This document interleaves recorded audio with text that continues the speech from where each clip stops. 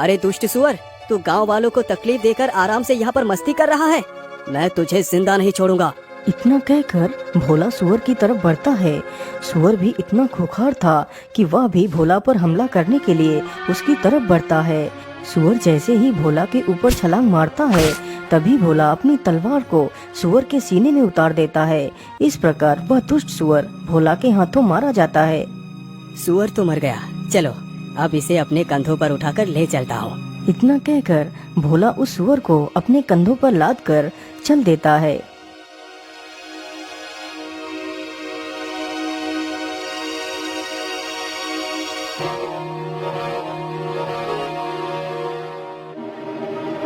भोला चलते चलते वहीं से गुजरता है जहाँ पर उसका बड़ा भाई एक पेड़ के नीचे लेटकर सो रहा था।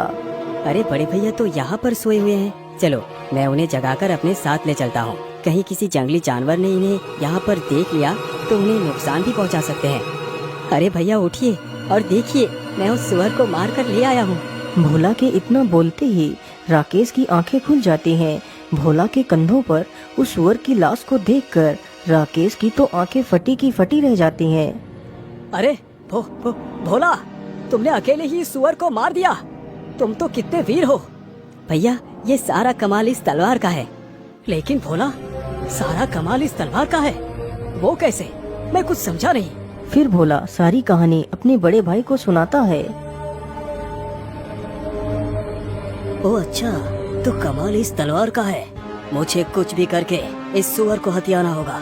यदि ये सुअर को लेकर राजा के पास पहुंच गया तो राजा का आधा राज्य तथा राजकुमारी इसकी हो जाएगी। अरे नहीं नहीं, मेरे जीते जी मैं ये कभी नहीं होने दूंगा। क्या हुआ भैया, आप कहाँ खो गए? अरे नहीं नहीं नहीं भाई, मैं ये सोच रहा था कि तुम इस सुअर का शिकार करके काफी ज्यादा थक गए होंगे। तुम ऐसा करो, इसी पेड़ के नीचे लेटकर थोड़ा सा आराम करो। मैं अभी तुम्हारे लिए कुछ फल लेकर आता हूँ, तुम थोड़ा सा कुछ खा लो, फिर हम घर चलेंगे। ठीक है भैया, जैसी आपकी इच्छा, मैं यहीं पर रुक जाता हूँ। इतना सुनकर राकेश जल्दी ही वहाँ से चला जाता है।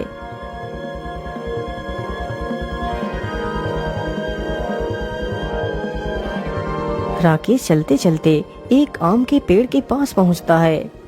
अरे वाह, इसमें तो कितने सारे आम लगे हुए हैं। चलो इसी में से कुछ आम तोड़ लेता हूँ। राकेश तुरंत ही एक पत्थर उठाता है और पेड़ पर फेंकता है तो कुछ आम टूटकर नीचे गिर जाते हैं।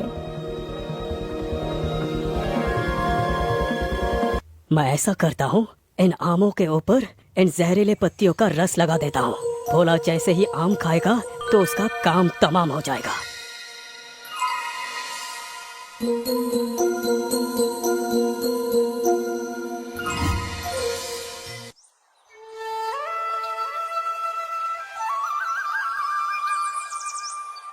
अरे भोला, उठो उठो, देखो मैं तुम्हारे लिए फल तोड़ कर ले आया हूँ। इतना सुनते ही भोला आंखें खोलकर देखता है तो उसके सामने कई सारे आम के फल रखे हुए होते हैं। तो भोला उसमें से एक आम का फल उठा लेता है। भैया आप भी खाइए ना, आप चुपचाप क्यों बैठे हैं? अरे नहीं नहीं भाई, मैं ये फल नहीं खा सकता। ये फल तो मैं सिर्फ तुम्हारे लिए लाया हूँ। मैं तो पेड़ के पास बैठकर ढेर सारे फल खाकर आया हूँ।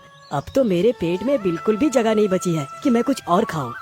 अच्छा ठीक है भैया, मैं कुछ फल खा लेता हूँ और कुछ फल पिताजी के लिए भी ले चलता हूँ। भोला तुरंत ही आम के फलों को खाने लगता है। भोला ने अभी मुश्किल से एक ही आम का फल खा पाया था। अरे भैया, ये कैसा आम था? इसे खाकर तो मुझे चक्कर से आने लगे हैं। इतना कहकर बेचारा भोला जमीन पर गिर जाता है। अरे वाह वाह, भोला तो गया काम से। अब तो मैं बनूंगा राजा।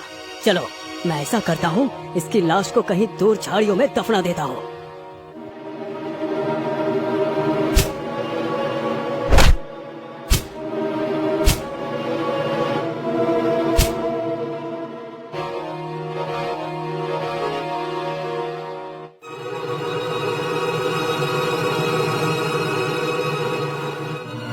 हाँ हाँ, अब तो गड्ढा लगभग खुद के तैयार हो चुका है। चलो अब भोला को उसी गड्ढे में दफना देता हूँ।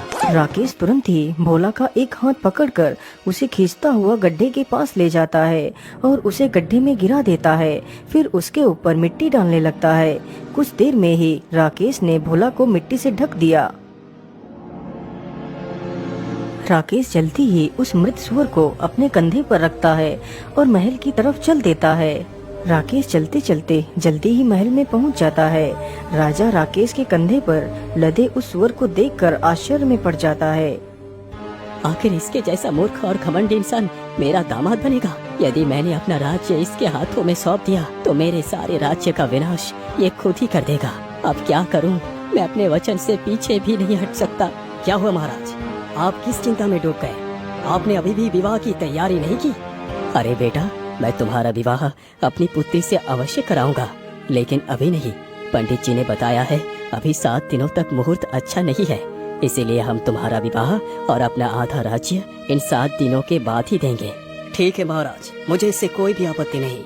मैं 8वें दिन ही दूल्हा बनकर अपनी राजकुमारी तथा अपने आधे राज्य को लेने आऊंगा। इतना बोलकर राकेश वहाँ से वापस चला जाता है। बेटा राकेश, तुम्हारा भाई भोला अभी भी लौटकर क्यों नहीं आया?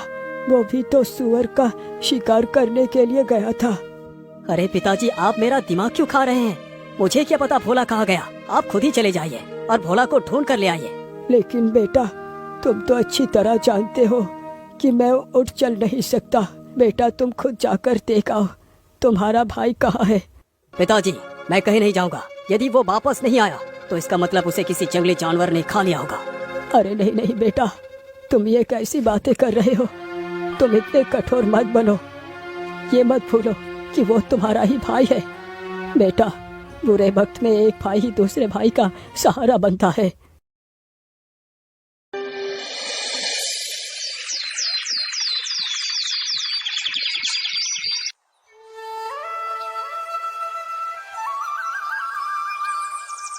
महाराज, 7 दिन तो गुजर गए।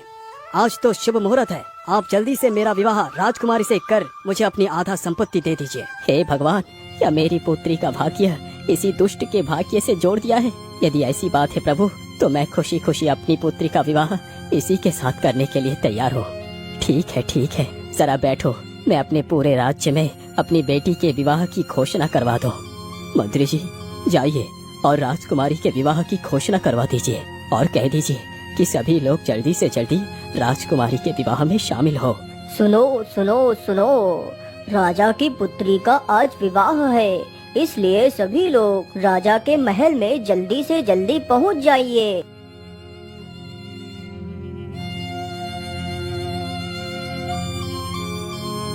रुक जाइए पंडित जी, ये विवाह नहीं हो सकता। अरे भोला बेटा, तुम कहाँ से आ गए? तुम तो मर गए थे। नहीं महाराज, मैं मरा नहीं, लेकिन मुझे मारने की पूरी कोशिश की गई थी। लेकिन भोला, तुम्हें किसने मारने की कोशिश की?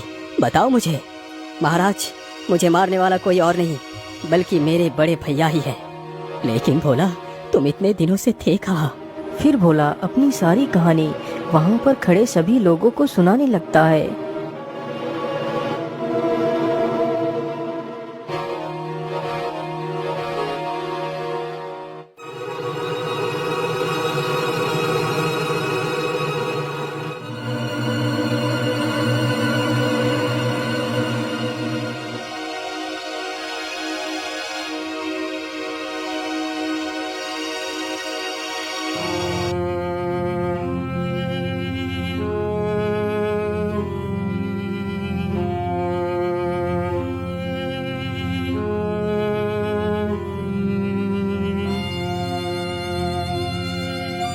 अरे मेरी एक बकरी कहाँ चली गई? अभी तो मेरी दोनों बकरियाँ यहाँ पर घास खा रही थी, लेकिन अचानक से कहाँ चली गई? तभी चरवाहे की नजर अपनी बकरी के ऊपर पड़ती है, जो बकरी उसी स्थान पर घास खा रही थी जहाँ कुछ देर पहले राकेश ने अपने भाई भोला को दफनाया था। अरे मेरी बकरी तो वहाँ पर है, चलो उसे वहाँ से इधर को ले आता हूँ। इतना कहकर चरवाहा अपनी बकरी को हाँकने के लिए जाता है तो देखता है कि वहाँ पर ताजी मिट्टी खुदी हुई पड़ी है। उसी मिट्टी के भीतर से एक हाथ बाहर निकला हुआ है। राकेश ने जल्दबाजी में अपने भाई को दफनाया था तो उसका एक हाथ मिट्टी के बाहर ही रह गया था। यह देखकर तो चरवाहा काफी डर जाता है। अरे राम राम राम, ये हाथ किसका है? चरवाहा जल्दी से उस हाथ को पकड़कर देखता है। अरे ये इंसान तो जिंदा है, इसकी तो सांसें चल रही है। चलो मैं जल्दी से इसे बाहर निकाल लेता हूँ। चरवाहा बिना देर किए हुए जल्दी जल्दी से मिट्टी को हटाने लगता है और भोला को बाहर निकाल लेता है।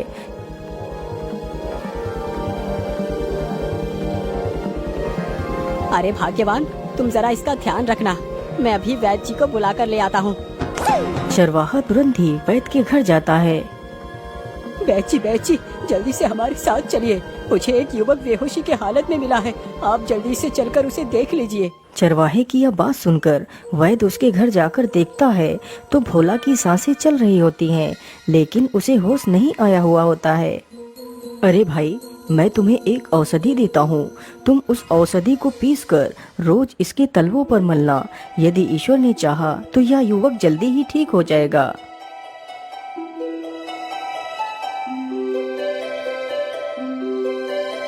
वह चरवाहा प्रत्येक दिन उस औषधि को भोला के तलवों पर मलता रहता है, शायद इसी उम्मीद में कि भोला को होश आ जाए। इसी प्रकार धीरे धीरे 7 दिन गुजर जाते हैं।